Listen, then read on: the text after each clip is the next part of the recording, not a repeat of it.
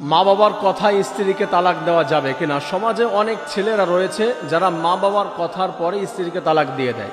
মা বাবা বলছে যে বাবা, এই স্ত্রীকে নিয়ে তোর কোনোদিন শান্তি হবে না, তুই কোনোদিন ভালো থাকতে পারবি না, ওকে ডিভোর্স দিয়ে দে, ওকে হচ্ছে ছেড়ে দে। এই কথা বলার পরে অনেক ছেলেরা মা বাবার এত বেশি ভক্ত, এত বেশি ভালোবাসে, তারা স্ত্রীকে ডিভোর্স দিয়ে দেয়। এই বিষয়টা নিয়ে আমাদের সমাজের ভিতরে অনেক মাসালা রয়েছে, অনেক কথা রয়েছে, অনেকে জিজ্ঞাসা করে যে বিষয়টি করা যাবে কিনা।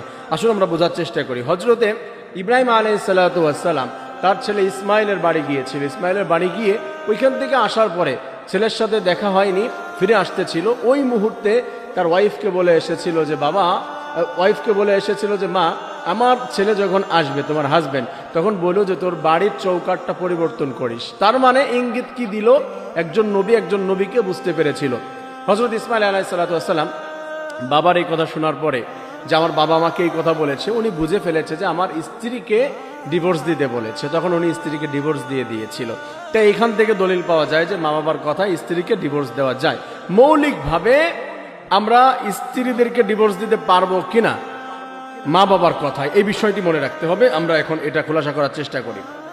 মনে রাখবেন, অনেক সময় অনেক মা বাবা আছে স্ত্রীর প্রতি জুলুম নির্যাতন করে। সে হচ্ছে সন্তানের কাছে বলে যে তোমার মা আমাকে কষ্ট দেয়, আমাকে গালি দেয়, আমাকে এই ধরনের খাবারের কষ্ট, বিভিন্ন দিক দিয়ে। এটা বলার পরে তখন দেখে যে আমার তখন ওই মাটা মনে করে যে আমার ছেলের বউ তো আমার বিরুদ্ধে সবসময় অবজেকশন দেয় আমার ছেলের কাছে, ওকে পরিবর্তন করে ফেলতে হবে। অথবা তার পছন্দ হয় নাই, তার আন্ডারস্ট্যান্ডিং ভালো হচ্ছে না, সে নিজেকে মেয়ের মতো দেখতে পারে না, আর ওই মেয়েটাও মায়ের মতো দেখতে পারে না শাশুড়িকে। এই সময় একটা ফ্র্যাকশন সৃষ্টি হয়ে যায়।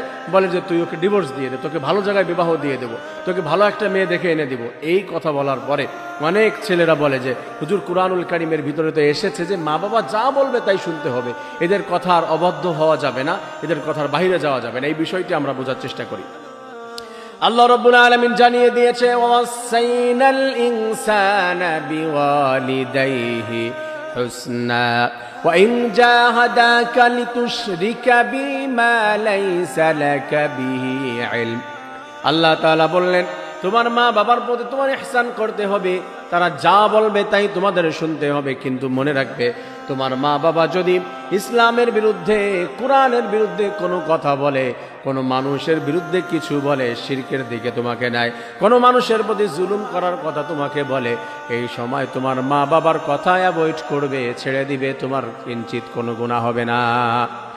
স্ত্রীকে ছেড়ে দেওয়ার কথা বলেছে।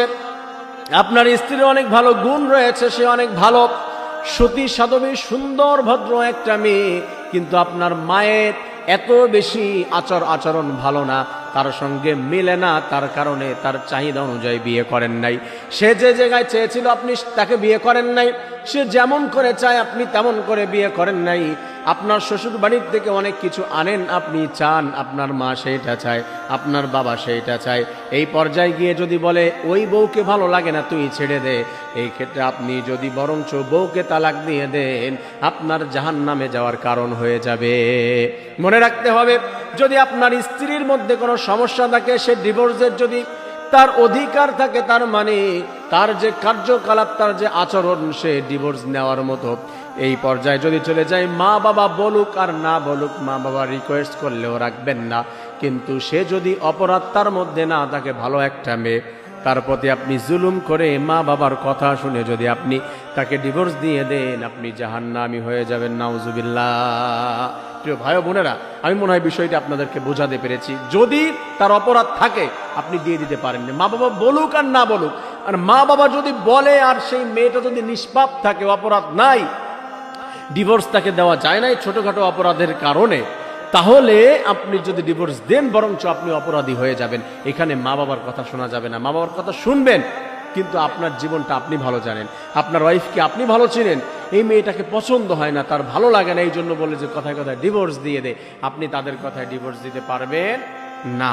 তাহলে আমি মৌলিক কথা যেটা শুরু করেছিলাম সেটি হচ্ছে যে মা বাবার কথায় আপনি স্ত্রীকে ডিভোর্স দিতে পারবেন কি না। আমি মনে হয় বিষয়টি বোঝাতে পেরেছি। পারবেন, ওই পর্যায়ে সে যদি ডিভোর্সের যোগ্য হয় তাহলে দিবেন, আর যদি যোগ্য না হয় তাহলে আপনি ডিভোর্স দিতে পারবেন না। সে যে বলুক, আমি মনে হয় বিষয়টি বোঝাতে পেরেছি।